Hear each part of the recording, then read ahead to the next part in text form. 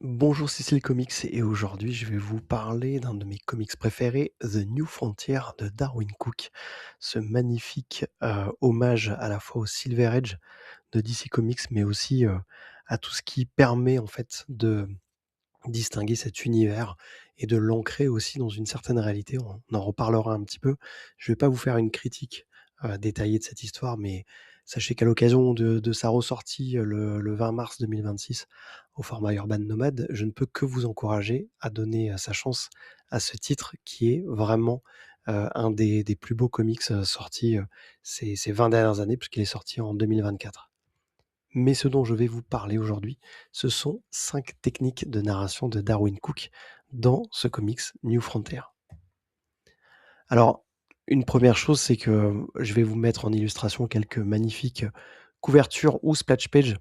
qui parsèment ce titre. Je vais pas les présenter de manière détaillée, ça fait pas partie des 5 techniques de narration, mais elles valent vraiment le coup à la fois pour ce qu'elles disent des personnages, pour leur dynamisme et aussi pour, la façon dont Cook va les utiliser pour à chaque fois créer des moments extrêmement iconiques tout au long de cette série. La première de ces techniques de narration qu'utilise Darwin Cook, c'est, de structurer ses pages sur 3 cases. Alors ça, c'est quelque chose qui est très, caractéristique de cette série puisque, dès le 1er numéro, on voit que c'est vraiment sa base, sa structure avec laquelle il va composer à chaque fois et il va bien évidemment et on va le voir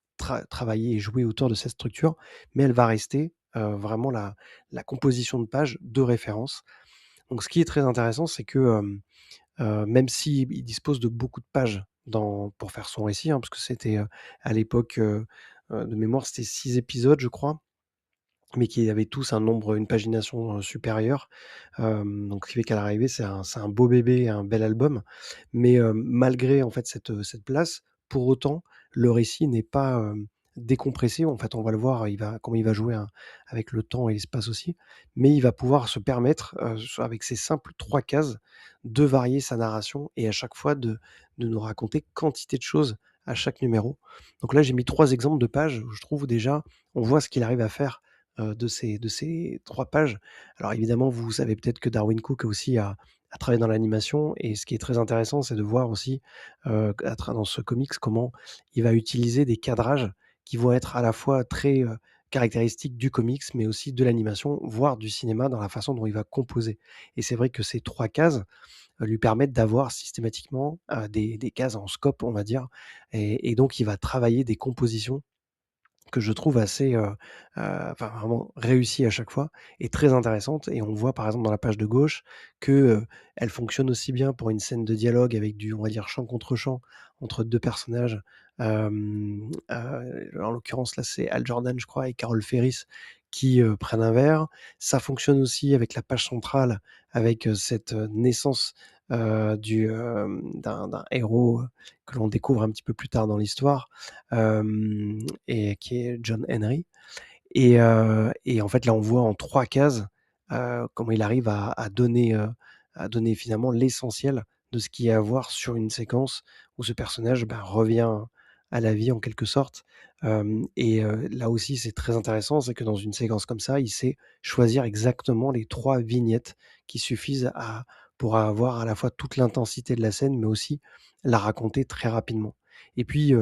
ces 3 cases, il va les utiliser aussi très souvent pour nous poser un décor et mettre les personnages en interaction et c'est aussi ce qui rend cette série extrêmement riche visuellement puisque, cet espace finalement que Cook a dans chacune des cases, bah, il va en faire, vraiment une utilisation, pleine et entière et on le voit notamment dans la page de gauche aussi où on découvre l'équipe des Challengers of the Unknown et là on a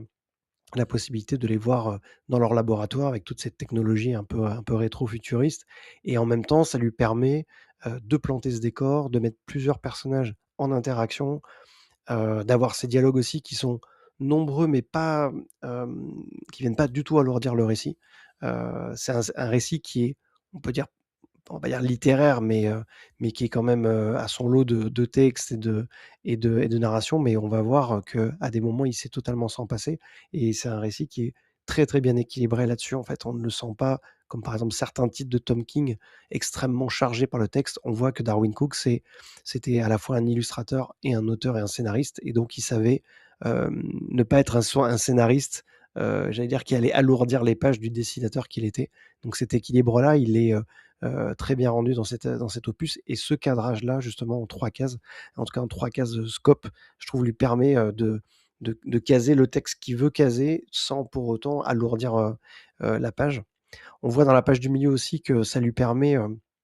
tout simplement de créer des scénettes avec ce tour d'horizon ici de Metropolis, de Philadelphia et de Gotham City et des scénettes qui existent et qui ont le temps d'exister dans un décor qui est crédible, où on imagine très bien ce qui pouvait se passer un peu avant qu'on arrive et ce qui se passera un petit peu après et ça aussi encore une fois, c'est une façon très intelligente, de finalement utiliser 3 cases pour raconter finalement beaucoup de choses, en seulement 3 vignettes et puis, là dans la dernière page de droite, qui se passe vraiment à la toute fin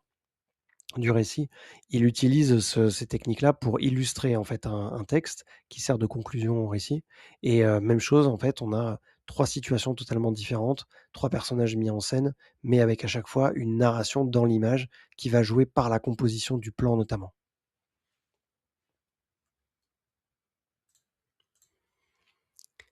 Mais aussi une autre façon d'utiliser ces 3 cases et c'est dans la scène d'ouverture d'ailleurs du premier numéro.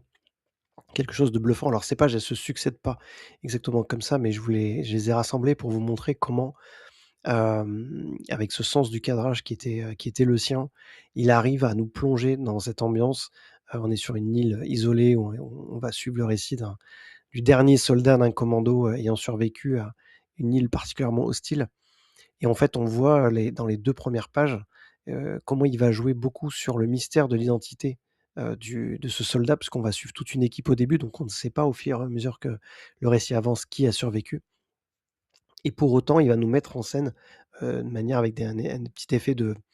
parce que tout le récit principal est raconté en flashback, donc là, au moment où on suit ce récit, on ne sait pas encore quelle est l'identité du soldat qui a survécu et il nous le révèle dans cette dernière page avec, ce plan magnifique, enfin cette page magnifique où avec une idée toute simple qui est, bah, le personnage allume une cigarette et donc il l'est éclairé vraiment pour la première fois, intégralement et on découvre son identité. Alors que comme vous l'avez vu dans les pages précédentes, à chaque fois il y avait un élément d'ombre qui venait le cacher. Donc voilà, ça fait partie des idées, brillantes, très nombreuses qu'il y a dans ce comics et ça montre aussi comment, Darwin Cook est arrivé à composer, et à faire une narration très simple, en tout cas très simple au sens, limpide, mais avec, des cases dans lesquelles il allait travailler la composition et surtout l'enchaînement, mais ça je vais y revenir un petit peu après. Puisque justement, la façon de travailler les enchaînements entre les cases, c'est la quatrième technique qui est, assez impressionnante dans ce comics. Il y a plusieurs façons de faire. J'ai pris quelques exemples, mais encore une fois, c'est pas, exhaustif parce qu'il y a c'est vraiment un comics où j'aurais pu, vous montrer quasi l'intégralité, pour montrer, le nombre d'idées qu'il y a, dans chacune des pages. Là, j'ai sectionné plusieurs, cas un peu, comment dire? Un peu représentatifs, hein, du genre d'idées qu'avait, Darwin Cook dans sa narration. D'abord, dans la page de gauche, on a quelque chose d'assez traditionnel, mais qui est encore une fois très cinématographique, qui est presque littéralement une succession de plans, avec cet effet un peu de travelling vers la cabane, et puis, ce plan uniquement un peu décadré avec, qui joue sur l'ombre, avec cette ambiance lumineuse. Alors, on a des couleurs de Dave Stewart dans cet album, donc forcément parfaitement adapté, au dessin de Darwin Cook et puis surtout magnifique et des choix de couleurs qui sont, vraiment, parfaits pour, cette série. Donc on a voilà cet enchaînement-là qui est, vraiment un procédé cinématographique pur, en tout cas qui rappelle un procédé cinématographique, pur de travelling. On a aussi après dans la case centrale, un enchaînement, plus traditionnel, mais que je trouvais très intéressant avec la façon dont il joue sur la hauteur en fait, puisqu'on a ce premier plan dans lequel, on a cette vue omnisciente en contre-plongée, en plongée pardon sur, le personnage de Flash. On a après une case suivante qui vient à niveau d'horizon et finalement après on inverse et on est en contre-plongée sur le personnage, hem, qui s'appelle, je sais plus si c'est Flag ou Faraday, je confonds un peu les 2. Bref, qui a capturé, The Flash et voilà et cette inversion en fait, Je la trouve vraiment intéressante, juste en 3 cases, pour arriver à passer d'une plongée à une contre-plongée et montrer le héros, en difficulté. Et puis dans la page de droite, il y a aussi, voilà, une façon, où il va rompre, un petit peu son schéma, mais de manière très intelligente puisqu'il va quand même garder les 3 cases, mais en dépeignant finalement une seule et même image, mais une seule et même image dont on comprend en fait que la rupture en 3 cases permet de nous faire lire finalement, une séquence qui se passe dans le même cadre général de la page, le même cadrage général on va dire, mais qui est décomposée en 3 temps en fait, qui est, l'explosion de la bombe, la neige qui tombe et puis les gens qui réceptionnent la neige, un peu en bas. Donc voilà, c'est une composition encore une fois qui paraît d'une grande simplicité, mais qui est absolument géniale et qui est très fluide et très intuitive, à lire, quand on découvre ce comics.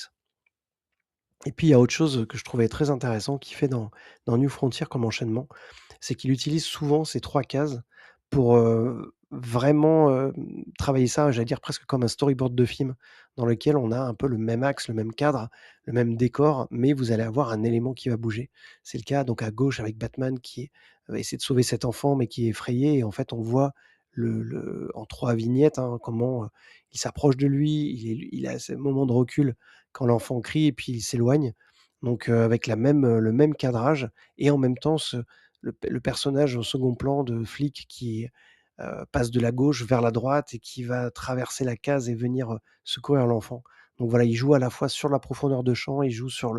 la navigation des personnages de gauche à droite et en même temps il garde le même axe et ça permet d'avoir cet enchaînement extrêmement fluide qui pourrait être encore une fois le storyboard d'un film d'animation ou live. Un petit peu la même chose pareil avec ce Hal Jordan qui attend dans la salle d'attente et puis qui se fait claquer la porte au nez avec juste dans la dernière case, ce cadrage, cet élargissement du cadrage qui isole encore plus le personnage dans cette salle d'attente gigantesque et puis, ce plan aussi très, Jurassic Park, hem, dans la page de droite avec, ce bruit qui annonce l'énorme dinosaure qui arrive et ces 2 cases qui nous montrent, comment il va se tourner vers les protagonistes, enfin à savoir nous en fait aussi, parce qu'on est en vue subjective. Donc voilà 3 cases qui, permettent de mettre en scène, des mouvements, différents, mais en tout cas des personnages dans un cadre donné et avec, derrière une suggestion de vie qui est vraiment très caractéristique et très réussie dans cette série. C'est toujours cette impression de voir quelque chose et de voir des personnages vivants bouger, avoir des émotions, et c'est une des grandes forces, moi je trouve, du dessin de Darwin Cook et qui est pleinement renforcée par, son découpage. Et comme je vous le disais, au tout début, bien qu'il utilise de manière récurrente cette structure en 3 cases, eh bien, en fait, il sait, la rompre et il sait la travailler pour souligner des effets. Le premier exemple que j'ai retenu, c'est une séquence de combat qui implique Hal Jordan et qui tombe derrière les lignes ennemies, après que son avion ait été abattu et en fait, on a ici, 3 exemples de rupture de ce rythme en 3 cases que je trouvais vraiment intéressant. Le premier, c'est, dans la page de gauche, en fait, cette rupture en 2 cases, dans la case centrale, en fait, qui est divisée du coup en 2, elle sert à, créer du suspense, tout simplement parce que le personnage d'Hal Jordan est en train de tomber en parachute lentement vers ce qu'il reconnaît être un adversaire et en fait, le fait de le séparer en 2 cases, ce temps entre le moment où le soldat est en train de fumer et puis il lève la tête vers lui, ça ralentit un peu le temps, ça crée quelque chose un peu d'inexorable et surtout ça traduit le fait que le personnage d'Al Jordan n'a pas de est à la fois en train de se rapprocher du personnage parce que la deuxième case est cadrée plus proche, mais en même temps n'a pas le contrôle en fait sur ce qui est en train de se passer comme si ça y est le temps lui avait échappé et il ne faisait que tomber, sans pouvoir évidemment s'arrêter. Et puis après, en fait, on a une accélération du combat entre les 2 personnages et notamment encore une fois, cette scène de suspense dans la page centrale, dans la dernière ligne, où vous avez cet affrontement, pistolet versus couteau et ces efforts physiques que font les 2 personnages, bah, pour s'affronter et en fait, le fait d'avoir redécoupé cette zone en 3 cases fait que, bah, on a l'impression que ce moment où le soldat essaie de poignarder Hal Jordan est interminable et qu'on voit péniblement le personnage, de soldat, américain, braquer lentement son arme Donc voilà, encore un jeu qui est, je trouve, vraiment tout au service du suspense. Alors que dans la page de droite, il y a quelque chose d'un peu plus innovant encore, que je trouvais très intéressant, qui est que, en fait, Darwin Cook conserve le la division en 3 vignettes. Quand vous regardez bien, en fait, chacune des zones, en haut en milieu et en bas, c'est la même vignette. C'est juste qu'il la redivise en 2 pour créer vraiment une distinction. Alors ce qui est assez bien trouvé, c'est que quand vous regardez la partie supérieure, on a vraiment le sentiment que c'est la même vignette, il y a pas de souci, c'est le même cadrage. Les 2 actions qui sont dans la case de gauche et dans la case de droite se passent simultanément. En revanche, dans la zone du milieu, il y a désynchronisation. C'est-à-dire qu'on est vraiment sur 2 vignettes qui se suivent, puisqu'on a le personnage, en l'occurrence, c'est Lois Lane, descend, récupère Hal Jordan et la case à côté, elle est en train de le ramener vers l'hélico. Donc là, on n'est plus dans la même image, mais véritablement dans 2 images, en tout cas dans 2 temps qui se succèdent. Alors que on revient dans la dernière, dans la dernière ligne, à nouveau 2 cases présentant 2 actions simultanées, les soldats ennemis qui viennent tirer et l'hélicoptère qui s'envole, mais pour le coup et on voit avec le feu en fait de l'arme que, ça se déroule en même temps. Donc voilà, quelque chose qui est, a priori, simple puisque c'est une grille en 6 cases, mais l'artiste arrive à traiter ça de manière différente, à apporter des petites nuances dans sa narration, que moi je trouve, vraiment passionnantes. D'autres façons aussi, d'autres exemples dont il arrive à casser cette structure en 3 cases. On a une scène de boxe, un combat de boxe qui est vraiment, sympa à regarder, dans un des épisodes et qui met en scène le personnage de Wildcat, donc de la JSA. J'oublie son nom civil, mais voilà, c'est un dur à cuire qui a l'habitude de faire des combats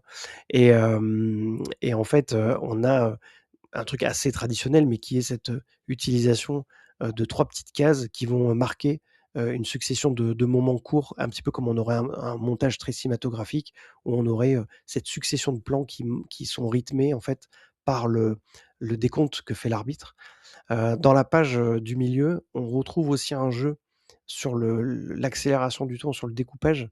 qui est tout simplement de vouloir précipiter un peu une action, avec, à la fois le flic qui appelle, son coéquipier John, mais entre les 2, Batman que l'on sent un peu, j'allais dire, un peu occupé ou je me souviens plus s'il est blessé à ce stade-là et une menace qui pointe, qui est l'espèce de prêtre là qui va essayer de poignarder, enfin le prêtre, d'un culte,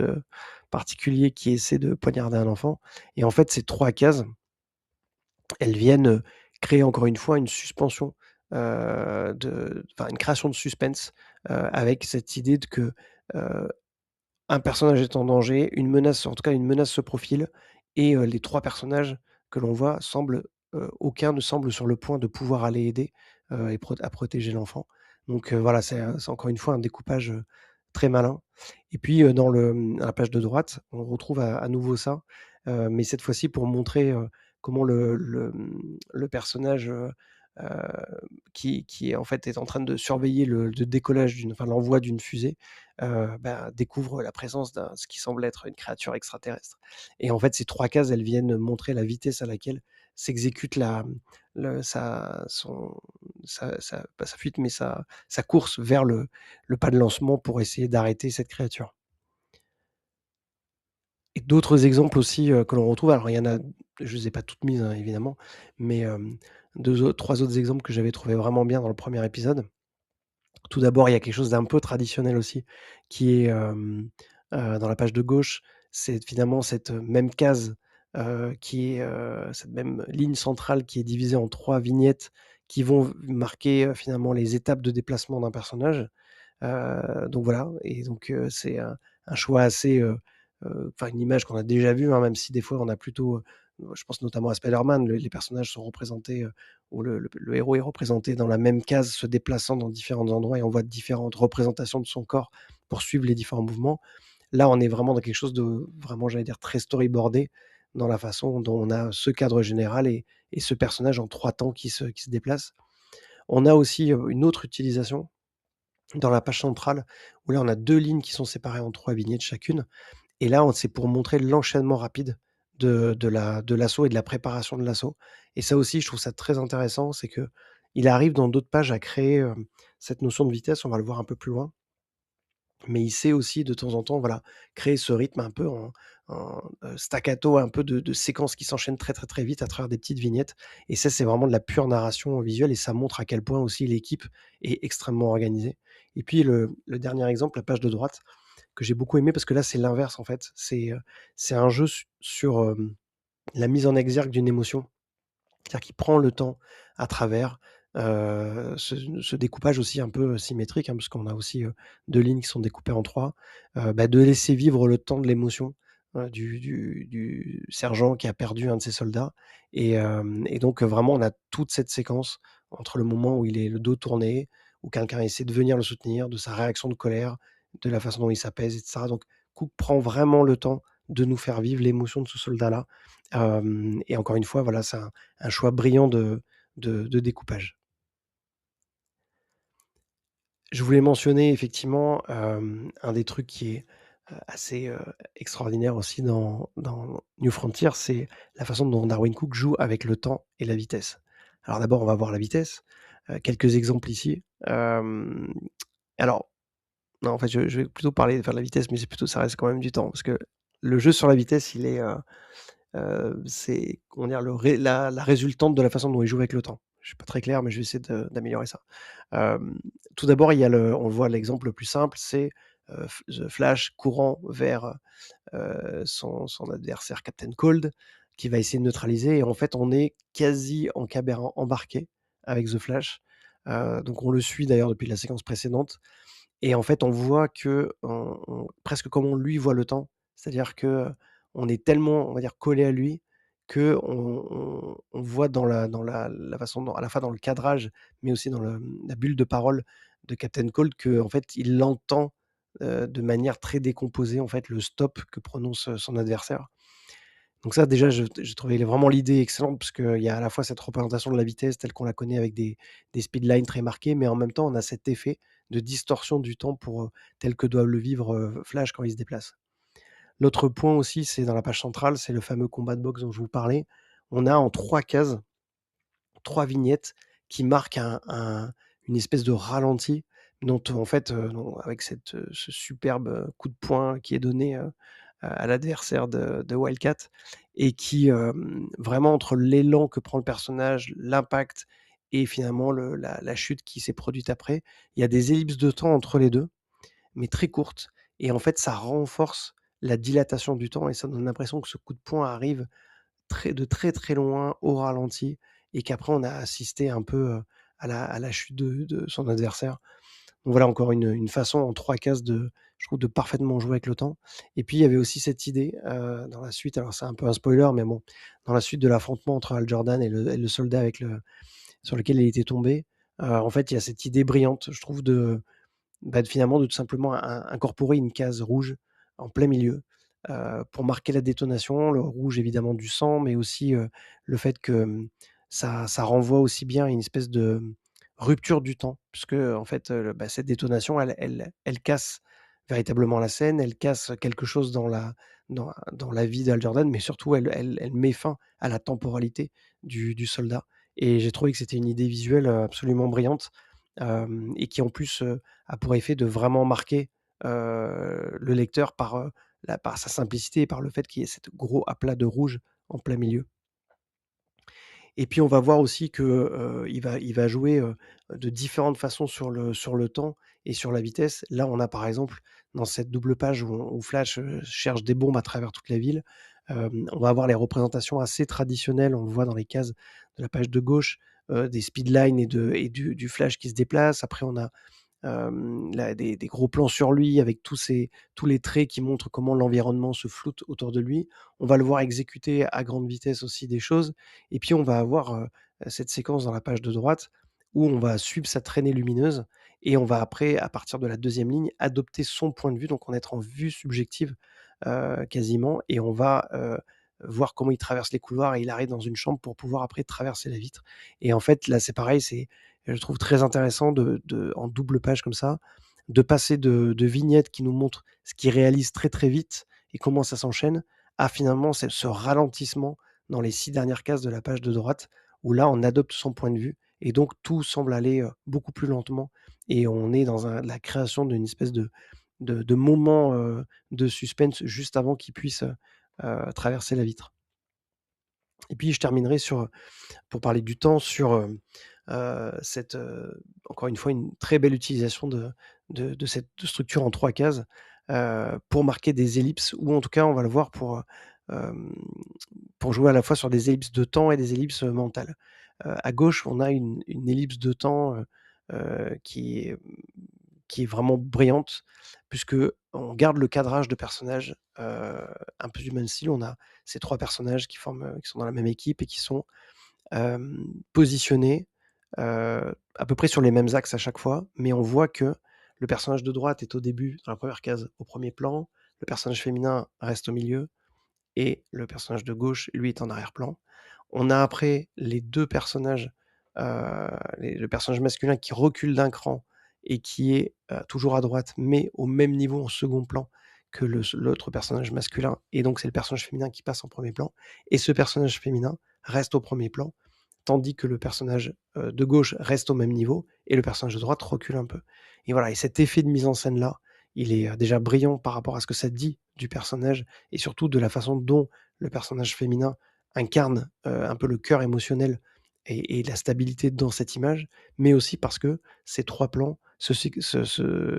marquent à chaque fois une ellipse, puisqu'on a l'accident, la catastrophe qui se passe avant et qui leur fait perdre un de leurs coéquipiers, le deuil, enfin comment on appelle ça? L'enterrement et après, la séquence, bah, effectivement de deuil où les personnages se retrouvent un petit peu plus tard. Donc voilà, j'ai trouvé ça encore une fois, brillant et puis on a un procédé, un peu similaire à droite. Je vais finir sur la page centrale, mais à droite où on a le personnage de Martian Manhunter qui va, bah, passer du temps à observer l'humanité et notamment à travers la télévision et en fait, ces 3 images nous montrent le temps qui passe, des périodes différentes de la journée et la façon dont, ce personnage va, au fur et à mesure, se former, en tout cas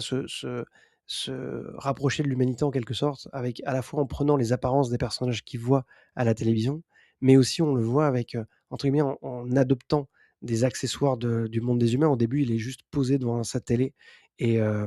il n'a rien d'autre, il est juste sous son apparence martienne. Après, il prend d'autres apparences et il a un cigare et après il prend l'apparence de Bugs Bunny et il boit du coca, enfin en tout cas il boit un soda et donc on voit comment, pareil, en trois moments que l'on ne situe pas trop temporellement, mais que le temps passe et que ce personnage apprend de plus en plus à s'intégrer dans le monde des humains.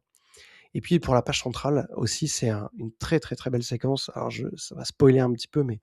je vais essayer de garder ça au minimal. Mais en gros, vous avez 2 personnages, qui sont dans une navette et qui vont, hem donc c'est la dernière case en fait, oui, ça c'est la situation réelle, mais les vignettes du dessus vont montrer, ce qu'ils auraient pu vivre, c'est-à-dire un mariage et vieillir ensemble. Mais en fait, ils sont tous les 2 dans une navette, aux portes de la mort, a priori, mais je vous dis pas comment ça se finit. Et en fait, ce même cadrage, cet enchaînement de vignettes nous permet d'avoir finalement, une espèce d'instant, de très beau qui est, que ces 2 personnages pensent à qu'est-ce qui aurait pu se passer? Qu'est-ce qu'on aurait pu faire? Comment on aurait pu vivre? Puisqu'ils se sentent, aux portes de la mort. Donc voilà, donc en 3 cases, un jeu sur le temps, un jeu sur même le temps qui n'a pas existé, le temps qui aurait pu être, qui est absolument brillant. Avant de vous donner la dernière technique de narration, un petit coup de promo, comme d'habitude, sur mon second fanzine, gratuit, en ligne, qui est, disponible avec le lien dans la description. Style Comics Imprint, dans lequel je reviens sur, les séries, enfin quelques séries de l'univers DC Absolute, Superman, Batman, Wonder Woman et Martian Manhunter, ainsi que sur quelques comics que j'ai lus. Donc n'hésitez pas à aller jeter un petit coup d'œil. Il y a de l'analyse de page aussi, puis une petite critique à chaque fois de ce que j'ai pensé de ces lectures. Et donc la dernière, technique que je voulais mettre en avant, c'est la façon dont Darwin Cook, va exploiter, cette, ce ces pages et notamment cette structure en 3 cases pour créer beaucoup de dynamisme dans l'action. Et donc vous vous en doutez, on va parler des axes, de composition. On a dans la page de gauche un combat aérien entre, Hal Jordan et différentes, alors je me souviens plus quelle est exactement, mais je pense que c'est pendant la guerre de Corée, mais je suis pas sûr. Je pense que c'est la guerre de Corée. Et là, vous avez en fait ce combat aérien qui est, construit sur des axes, en diagonale qui permettent, à la fois de faire perdre un petit peu les repères, puisque les horizons sont décadrés aussi, donc ça traduit un peu quand même cette notion de combat aérien dans lequel, ben, finalement les repères habituels sont bouleversés. Mais aussi ça crée beaucoup de dynamisme sur,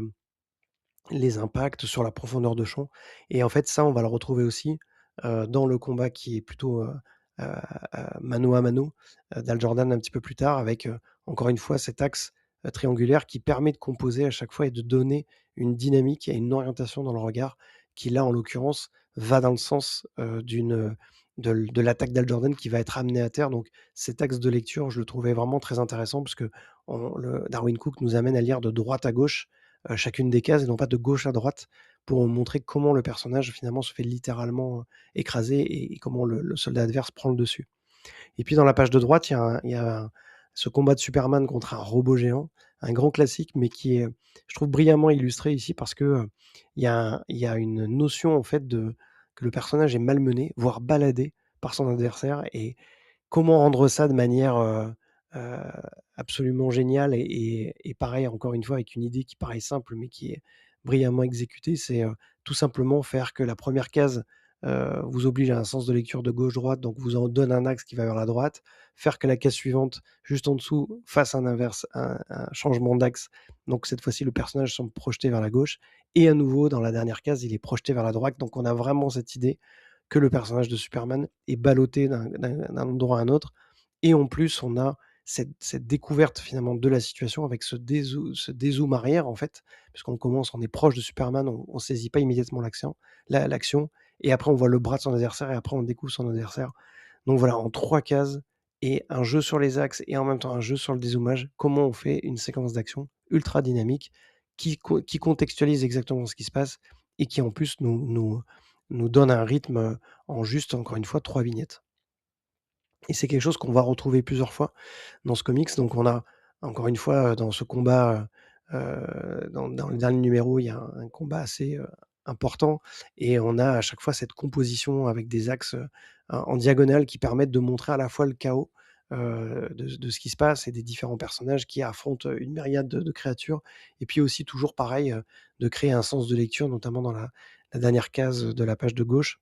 avec ce personnage de Martian Manhunter qui va se transformer. Donc une grande efficacité, même chose sur le combat, alors qui se situe dans un one shot un peu complémentaire, mais qui est dans l'album, global, de combat entre Superman et Batman. Là aussi où pareil, on a une belle utilisation des axes pour montrer à quel point le Kryptonien est baladé, en tout cas dans un premier temps. Et puis dans cette, dernière page à droite, ce que je trouvais très intéressant, c'est que, là, c'est pas que les axes, en fait, c'est qu'à la fois on retrouve un découpage en 3 temps, enfin en tout cas 3 petites vignettes, pour la page, du haut qui montre le crash de l'avion invisible de Wonder Woman, enfin en tout cas la scène avant le crash. Ce que je trouvais bien en fait, c'est, un ensemble de techniques ici. Le 1 c'est que le fait de découper la ligne du haut en 3 cases, permet effectivement de découper et de ralentir un petit peu ce crash. C'est-à-dire qu'on vraiment on nous crée encore une fois du suspense parce qu'on voit l'avion arriver à gauche, taper une tour et après il est à 2 doigts de se crasher juste avant. Mais surtout en fait, on voit le personnage de Superman qui littéralement passe par-dessus les gouttières en fait des cases, donc les séparations des cases.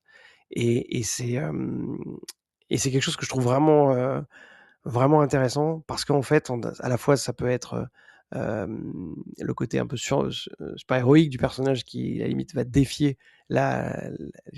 temporalité, la séquentialité même de la case par sa rapidité et avec sa volonté d'aller sauver, son ami. Mais en même temps, ça renvoie aussi un peu, à la notion de vitesse, en fait et de déplacement du personnage qui fait qu'il est capable j'allais dire, de sauter une case et de défier la séquentialité, du découpage. Donc je trouvais l'idée, vraiment intéressante et après dans les 2 autres cases, le mouvement il est suggéré, de façon différente, mais surtout ce que j'aime beaucoup, c'est qu'il il est suggéré par, dans le premier par l'impact. Donc dans la case où on voit l'avion qui se crache, on a juste la silhouette de l'avion qui est suggérée par les speedlines et après c'est véritablement tous les débris, et l'axe décadré qui nous fait mesurer l'impact. Et enfin, la dernière image nous montre le personnage de Wonder Woman éjecté, et là, en fait, ce qui est assez, intéressant, c'est, on ne voit pas le véhicule, mais on voit juste son corps qui est, littéralement projeté vers la gauche de la case et qui est un peu tout tordu comme ça et je trouve que, voilà, encore une fois, c'est une façon, de représenter le mouvement, chez Darwin Cook qui est, de savoir capter exactement la posture qu'il faut, celle qui est la plus signifiante. On n'a pas besoin d'avoir, beaucoup d'autres choses. On comprend par la façon dont le corps est tordu que, que le corps est violemment projeté et on est dans cette espèce de captation de la seconde la plus représentative de la violence du choc et du mouvement. Donc voilà et ça, je pense qu'encore une fois, ça peut être un héritage du passé de storyboarder, qui oblige en fait à se poser la bonne question et à choisir le bon moment et la bonne façon de représenter le mouvement justement et le travail de Darwin Cook sur tous ses comics, mais particulièrement sur celui-là, est très représentatif, je trouve, de cette intelligence du choix, du bon mouvement, de la bonne posture. Donc voilà ce que je voulais vous dire sur ce titre, que j'aime beaucoup. Encore, merci de votre soutien et de m'avoir suivi jusqu'ici. N'hésitez pas, à me dire ce que vous en avez pensé, à commenter, à liker ce contenu et puis, petit à petit, on va essayer de regagner un petit peu en visibilité sur YouTube grâce à votre soutien. Merci beaucoup, à très bientôt. Ciao.